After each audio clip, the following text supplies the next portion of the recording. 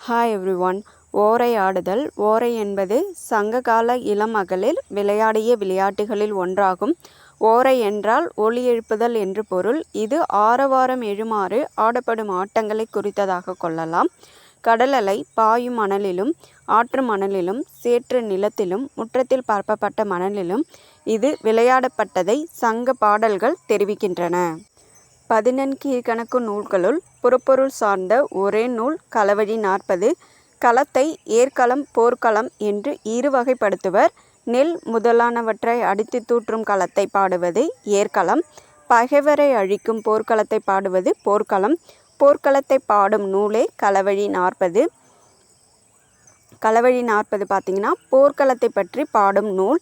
கழுமலத்தில் நடைபெற்ற போரில் சோழன் கோச்செங்கணான் சேரன் கணைக்கால் இரும்பொறையை வென்று சிறையில் இட்டதால் அவனை மீட்க பொய்கையார் பாடியது இந்நூல்.